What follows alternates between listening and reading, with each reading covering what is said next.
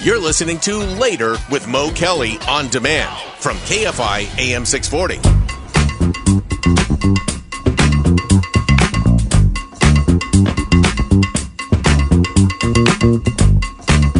KFI AM 640 is Later with Mo Kelly. 4th of July is almost upon us, and just give you a little reminder, we will have a live broadcast from Chateau Le Mo. It's like the 5th annual or something like that. I don't know how COVID fits in there, but it's like the 5th annual. Chateau Le Mo live broadcast plus live dessert competition where you get to take a look inside of the show at my house. But 4th of July is a big deal at my house, and it may be at yours as well. And it's nice to think that it's going to be on a Friday this year. That's a perfect day to have 4th of July. And you still have the rest of your weekend. Wallet Hub has a new listing. You know how we love Wallet Hub. The best places for the 4th of July in terms of celebrations in the country, the large markets, the top 10. And it was broken down into 18 key metric ranges from average beer and wine prices to duration of fireworks shows, to the 4th of July weather forecast. So let's get into it. Coming in at number 10 as far as the best place and best city for a 4th of July celebration. Number 10 is Sacramento. I don't know about that because there's nothing in Sacramento. Not a damn thing. Maybe it's just fireworks. Maybe, but I'm not going to Sacramento just for the 4th of July. Number 9. Oh, yeah, I could see this. Orlando, Florida. Yeah, I can see that one. Might be a little hot. Might be a little humid. But you have Disney World. I was going to say. Yeah, it's fireworks, spectacular. Yeah. I can see that. And there are other things to do down in Orlando, which will have its fireworks as well. Coming in at number 8 of the best cities in America for 4th of July celebrations.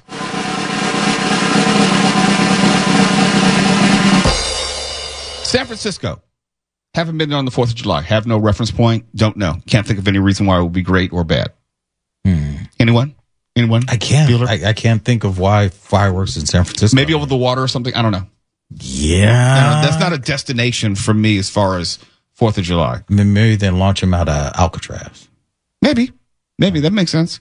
Number 7.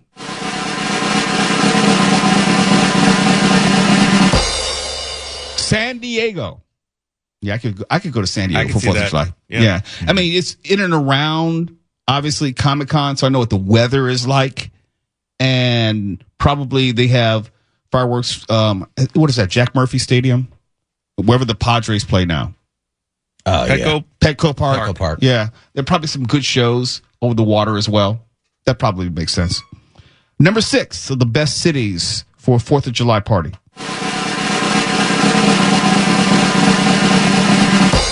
Mark Ronner, we need you to weigh in. Seattle, Washington. Oh, it's good. Yeah, they have them off the Space Needle. It's really nice. Ooh. Oh, okay. Okay, that makes sense. That. Yeah, up on Queen Anne Hill in Seattle, and there are plenty of places to get a good view of it. Honestly, it's a lot of fun. Anything over the water? There's water everywhere there. I mean, it's right. Lake Union is right there. Okay, all right. Okay, all right. Number 5. Cool.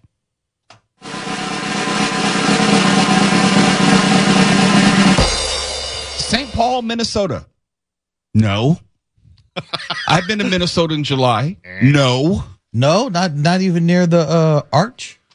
No, that's St. Louis. Oh, this is St. Paul. Oh, well, no. What's in St. Paul? Correct. The question is the answer. Wow. It's like maybe the Target Corporation. Mall of America. Oh. But here's the thing. St. Paul is number 5, right? Mm-hmm. Yeah. Guess what number 4 is?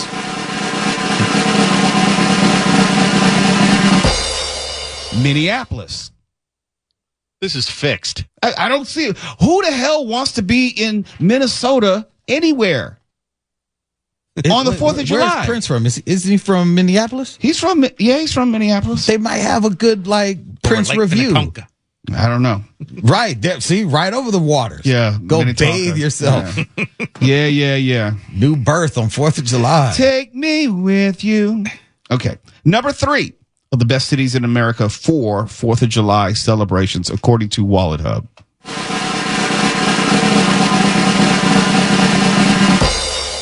Los Angeles. Don't tell me we're just slightly better than Minneapolis and St. Paul. Well, okay, we don't know the numbers, but we are in the top 3. Absolutely. I was just gonna say top 3. Yeah. Of the, if they're talking about anywhere. Yeah, I know. These care where Wallet you're Hub at. people are on the take. I don't trust any. No. of They them. are. No, someone paid money to get on this list. I know. You got to Tourism think board. LA has got to be. LA is one of the biggest metropolitan areas in the world where, yeah, everyone's coming here to see the fireworks. No, I'm not disputing 3, being in number 3. I'm disputing 4 and Barely being above. we need to go. I see what you're saying. Someone in the Momigos, one of y'all are from Minneapolis, and there's got to be more than Prince there. Someone let us know. Well, I wish Claudine was going to be joining us tonight because she would be able to tell us firsthand because she grew up in Minneapolis. Wallet Hub is rapidly But also- moving down my list of hubs. But also, Jesus. But also, we mentioned it before. Getting on the 110 from the 105 to downtown LA, you go right at the time that they shoot off fireworks. It's pretty cool. It if is. you don't want to be around fireworks, but you want to see it, that's where you got to do because you'll see them from all angles. It's like Fireworks Alley. Yeah. They completely surround you driving down the 110 It's pretty cool. until, you also know that bullets are flying out Yeah, there. it's true. Number 2. I wasn't kidding. New York. Yeah, that makes sense. Yeah, totally makes sense. Absolutely. And any guesses to number 1? It's got to be DC. You think DC? Ooh, oh, that's a good guess. Yes, That's yes. a very good guess. Yes. Why I think isn't the that in the fireworks- top 10? That's crazy. Yeah. It could be number 1. I'm thinking Texas. Maybe. Well, that's a state. Ooh. You had to narrow it down. Houston, Dallas, Austin. Okay, Dallas. Okay, Dallas. All right. Let me see. Dallas is number 40. Oh, So it's not Dallas. wow. Okay. I'm trying to see. Oh, DC is number 17. Yeah, so it's not number 1. But I would like to be in DC on the 4th of July. I honestly would. In fact, I never have. I was always either slightly before it or after it. I would have thought New Orleans would have been higher on this list. Only number 21? I guess they don't do fireworks well. I think. No, we really do have a nice July 4th celebration. So I really am surprised it's not higher on the list. Is it a big deal in the French Quarter? Yes, it is. You go on the Riverwalk and they have the fireworks right there. next to Cafe Du Monde. yeah. But that's what I figured. Like, even as you get on one of those boat cruises, I was going to say over fireworks the all water. along Yeah. Yeah. All right. Well, number 1, the top place in America for 4th of July celebrations, according to Wallet Hub. Take it or leave it.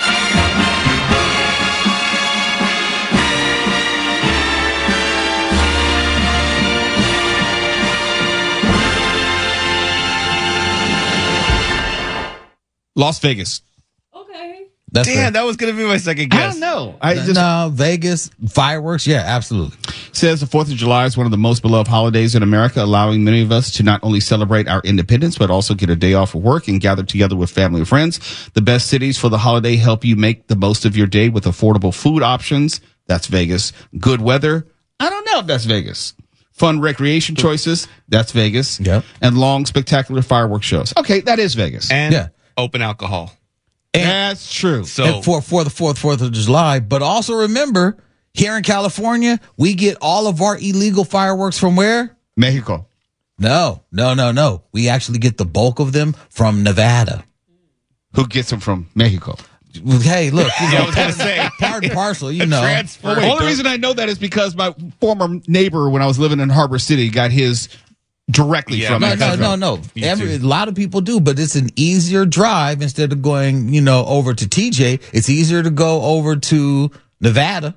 Yeah, I and guess get so. yourself and just roll it right up to the border. They literally have them everywhere. They're giving No, them I see away. the stands. It Yeah. makes sense because that's why EDC is there now. There's just so much room.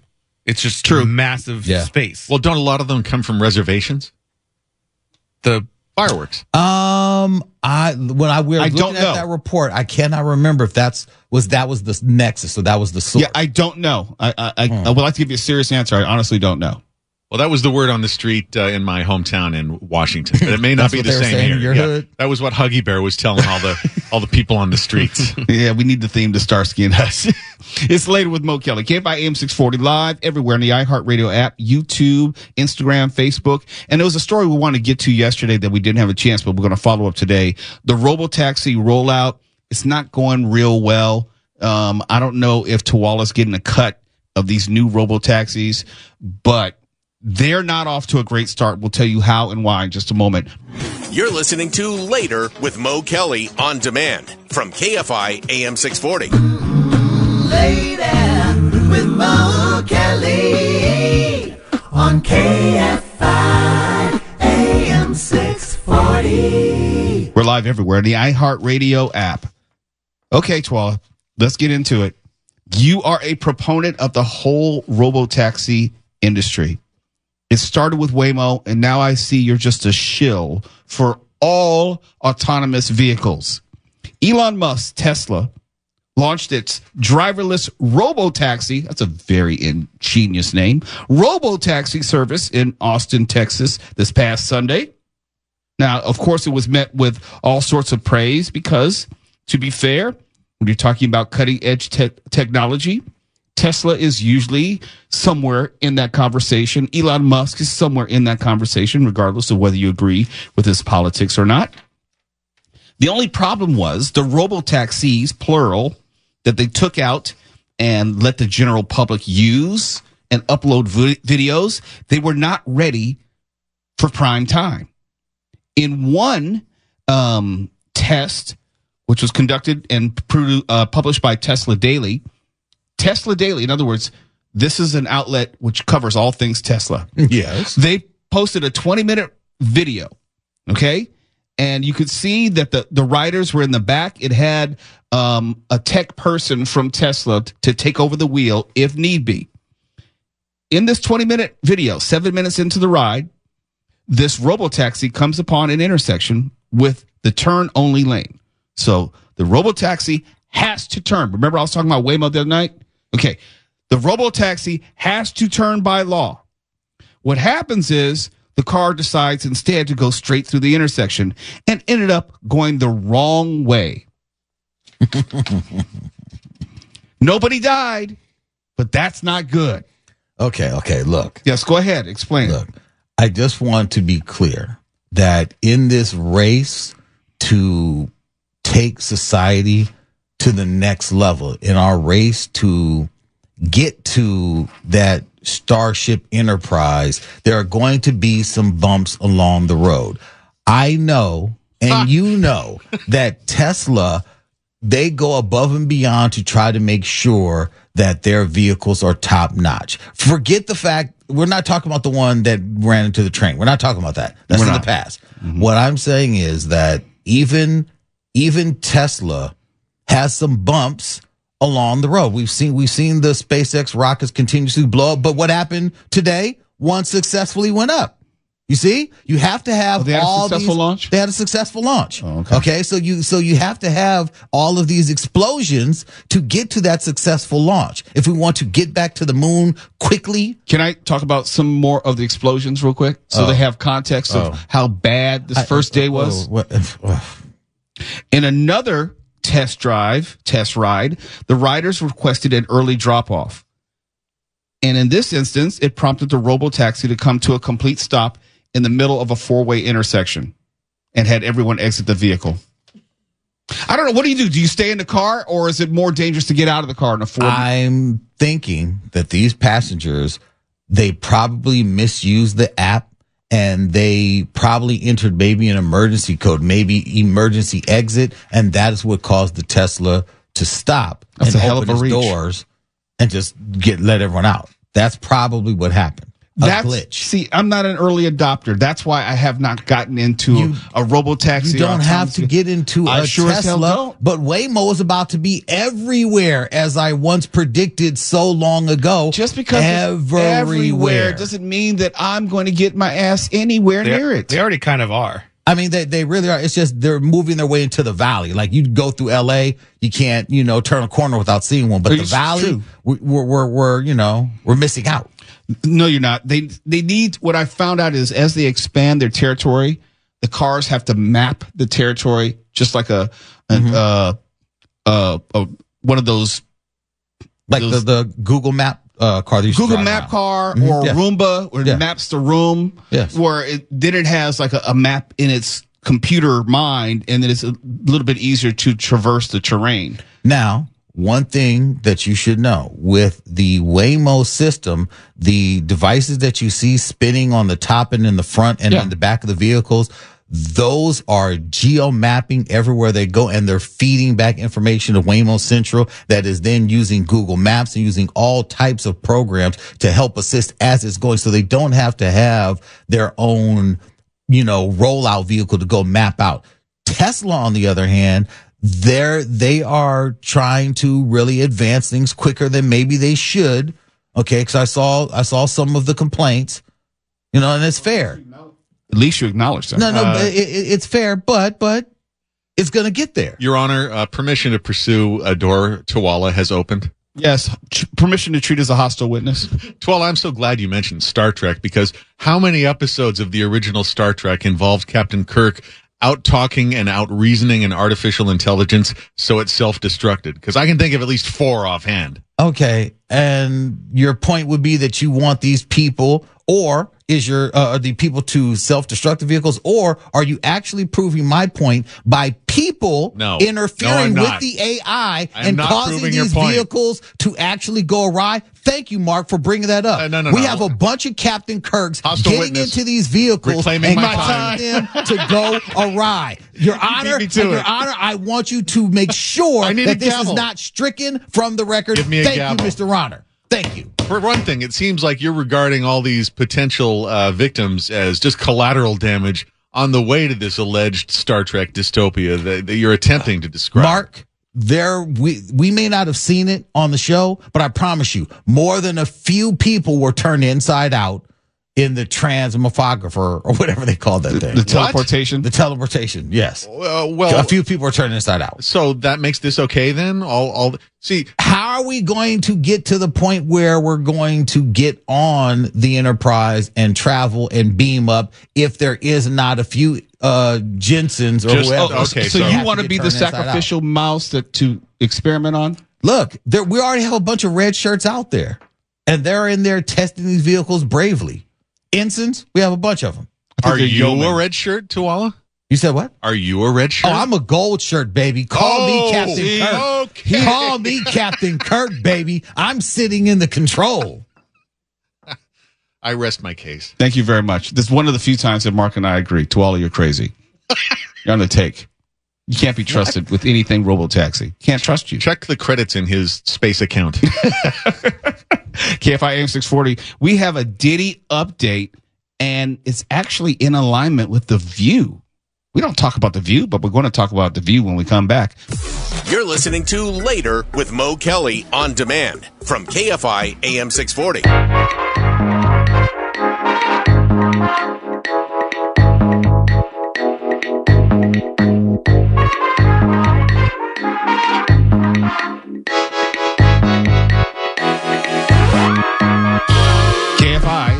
Later with Mo Kelly, live everywhere on YouTube, Instagram, Facebook, iHeartRadio app.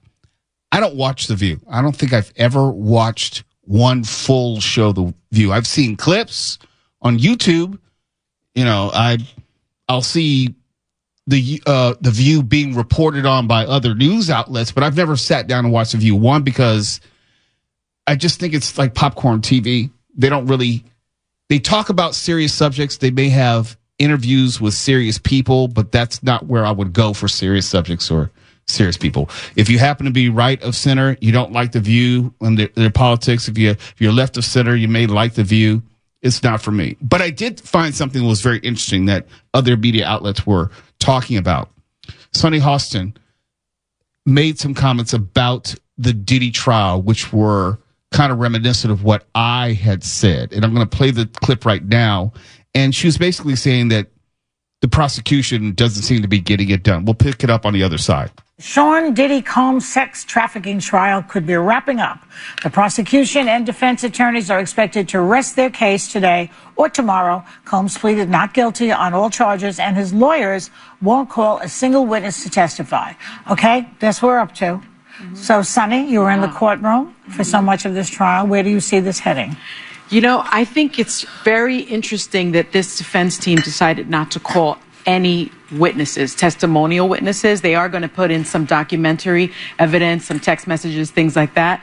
But that tells me that they think the prosecution proved the defense case. That's what that tells me. 95% of federal prosecutions end in a conviction. You know, there's a very high conviction rate. But when defendants testify, the conviction rate goes up even higher. So I'm not surprised that Sean Combs didn't testify, although I believe that he wanted to. He was a very engaged defendant. He was passing sticky notes around. He even got admonished by the judge for nodding to the jury. So I suspect he's the kind of guy that thinks he can get on the witness stand and charm the jury into believing that he didn't do some of the things he's alleged to do. He did not. He also did not go on the stand. It's extremely, extremely rare. Less than, most defendants don't testify. I've had the opportunity to cross-examine, cross-examine defendants, and they've all been convicted. So, do you think that if he gets off the hook, is he going to make a comeback? Do you think a lot of them? I think it would be really difficult, to be honest with you. And I don't know that he'll get off the hook on everything. I don't think the prosecution has proven racketeering. I don't think the prosecution has proven sex trafficking. But in terms of taking prostitutes across state lines to engage in prostitution, that's the Mann Act. I think there's pretty clear evidence of that. But that's less than 10 years. The max Mann is 10 Act, years. because only men do that. It's called the M-A-N-N Act. But I've got to tell you, it's been really fascinating to watch because this jury doesn't seem to be buying what the prosecution is selling. That's the main point. That's the takeaway. The jury doesn't necessarily seem to be buying what the prosecution is selling. Now, we don't get to hear the testimony. We are reading the testimony. We're reading interpretations of the testimony. But all throughout the trial, let's not forget racketeering and sexual trafficking. Those are big cases. RICO, there are a lot of moving parts and elements to that. And it didn't seem like that was being conveyed in a way where you could say they've proven beyond a reasonable doubt. It's a real high bar. It's a really big case with a lot of elements to it. And it seemed like my takeaway from all that testimony was that Diddy was a domestic abuser, serial domestic abuser. He was an a-hole, and he probably should be in jail for battery. But as far as racketeering and sexual trafficking, and the layperson probably perceives it on a much grander scale than what was presented in court. I don't know if they've reached that standard, and I would not be surprised or even angry if Diddy were found not guilty. And I say not angry because you want the justice system to do its job as it's prescribed. It doesn't sound like the prosecution met its burden. I see Diddy as actually getting off because every excerpt I've read, every testimony that I've read through everyone that they have talked to, they've only pointed to one thing. They were in attendance of one of Diddy's wild sex parties, and they were asked to do all types of crazy things, which they then did. None of that is illegal. Having a sex party is actually not illegal. The point of the whole thing was to prove that he had financial transactions connected to bringing people across state lines for the purpose of having sex and for all types of other things that none of which we have seen. It was a criminal enterprise. Yeah, and these are things that they're alleging. Well, through this, we found out that he allegedly blew up someone's car. He allegedly did this. What does any of that have to do with what you told us you were going after? I don't see that. He will get off because they failed in the prosecution. He will get off. And will he come back? Do you know how many people unfortunately support this dude? The people who I see going after Tiffany Hobbs on her social media when she's like, you can all burn in hell. And they're like, no, you burn in hell. I'm like, what is happening? What is happening in the world where people are in this much support when you know what time it is? I don't want him to be found not guilty on the strength of who he is and what he's done. I thought he was improperly charged. He was overcharged and they couldn't meet the burden. Now, we might be surprised in 2 weeks they may convict him. I think that is more unlikely than likely. If they convict him on what we have seen thus far, I would call that an injustice. Well, not only that, if they do convict him, and I'm not a legal expert by any means, I know that there are some entry points for an appeal. Yes. There are a number of things, jury nullification, whatever. I can see that there's some points where, I was not surprised in the least when the defense said, no, we have no witnesses to present. Let's just go to closing arguments. Yeah, because they look at this like, is this the best that you all had? We're good. Now. Will he be hit with untold civil suits? Yes, absolutely. Yeah, and he will lose those because the standard of proof is preponderance of evidence. Yes. 51%. So it's not even like, beyond reasonable doubt. That's why you see the criminal trial and the civil trial, two different standards of proof, two different forms of jeopardy. And he probably has insurance up to yin yang because most celebrities on that level, they do. It's not money coming out of their pocket. Yeah, he'll get sued. He'll lose. But like the question was asked, yeah, of course he's going to make a comeback. Why would he not? Why would he not try to monetize a verdict of not guilty? Yes. The book, the movie, all of that's coming. All of that. It's Later with Mo Kelly. KFI AM 640 live everywhere in the iHeartRadio app. And against better judgment, I'm going to talk about In-N-Out because when I talk about In-N-Out, I start wanting to eat In-N-Out. And Stefan's not going to go to In-N-Out and get us food. And Tiffany Hobbs is here for the viral load. She's not going to go get us food. She can get it. Hey, it's a family show. Y'all didn't catch that. We're live everywhere on YouTube, Instagram, Facebook, and the iHeartRadio app. You're listening to Later with Mo Kelly on demand from KFI AM 640. KFI AM 640, Later with Mo Kelly, live on YouTube, Instagram, Facebook, and the iHeartRadio app. Love me some In-N-Out. Really do. Don't have it all that often, but when I do, I thoroughly enjoy it. Only problem is I'm not supposed to be eating it. But when I talk about it, I get hungry for it, and then I end up getting it. And they stay open late. It's probably not good for me, but I'm going to talk about this because there's some important lessons to be found in this. In-N-Out is suing a YouTuber, and they have good reason, and they're going to win. Here's why. This YouTuber posed as an employee at multiple In-N-Out locations. Even, when you drive up and, and there's someone out there usually with a headset on and they'll take your order. He was impersonating one of them. He took orders from unsuspecting customers and made lewd comments while wearing In-N-Out branded clothing. He made lewd, derogatory, profane remarks, stating that In-N-Out had cockroaches and condoms in its food, and said that In-N-Out associates put their feet in lettuce served to customers. He even asked customers if they wanted their food made, quote unquote, doggy style, as a play on the animal style. Okay. Mark said, yeah, go ahead. What's funny about this is that I don't know what kind of disciplinary or reward system they have operating at In-N-Out, but without exception, over the years, we've never had a single rotten experience there. And the people that outside holding their little e-clipboards or tablets or whatever they are who take your orders, they're so well behaved they could be in the military. Absolutely. I have nothing bad to say about In-N-Out.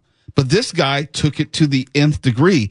He even told one customer that they were only serving gay people. Not touching that one. Yeah. Hey, but here's the thing. He did it for his YouTube channel, which means that there's video of him doing it. There's not even something that In-N-Out has to prove. He put it up. He everything that is alleged, he provided his own evidence against him. I don't know if he has any real money, but he's being sued and he's going to lose. He's going to have to pay restitution. There's probably some criminal charges in here somewhere. The level of pranks that are going around nowadays. I don't get these kids who are doing all these things to go viral just for a moment, just for a buzz. And I wonder who was the sounding board? Who did he say, hey, I got this idea. I'm going to do X, Y, and Z. Sounding board. Yeah, I mean, someone had to be holding the camera, right? It's himself. You know, it wasn't like he thought of it and produced it and did it all by himself. There had to have been someone who said, oh, yeah, that's a good idea. Let's go get the clothes. We can look like an In-N-Out employee. I'll be in the parking lot, you know, just surreptitiously, clandestine, you know, recording you. Well, and it doesn't help that I'm just going to assume that his fan base is tweens. So probably. And they're all trying to fight for clout. He does it, and so, you know, they think that's cool. Well, I think now he might be getting a double-double in the big house. Maybe. We're showing some of the video right now on the YouTube channel. We have the video up right now on our YouTube channel. So, Daniel, make sure you play that again so people can see it. It's just like, it's idiotic and insane that he would actually walk into a restaurant and do some stuff like that. I've seen some weird stuff done online. I've seen some weird things on some of these socials that people are into. There is no anymore. I don't know. I don't think there's no. I think that there's nothing off limits, and there is no one to tell you no. Okay. You know, there's no one to say, bruh. You know how they bruh everything. Bruh. Yeah. Don't do that. Don't do that. It's not worth the consequences of it. And like you said, there's no cancel culture, so he's not going anywhere. He's just going to keep making videos. No, he's going to keep making videos. And I don't know if YouTube needs to step in. If you do something like that to get you sued, whether you lose your channel, you would think that you would. There'll be a major strike against your channel. Yeah. But I don't know how much money he's made already to this point. It may be water under the bridge for him. But to think that that's a good idea, and I've never worked in fast food, I don't know how I would have reacted if I were working that day. Tuwala, how do you think you would have reacted if some idiot came in off the street? Yeah, if someone just came in and was doing that, I would have asked them to leave. Very nicely. Very nicely, because it's like you can't, look, I'm on the job, and I'm not trying to get myself fired in the process of you acting up. But it's like, I'll take it to when I was working at Toys R Us, you know, and if we heard someone crinkling a package a little too much and sound like they were stealing, you know, you go to them, can I help you? And you just stand next to them. Can I help you find anything?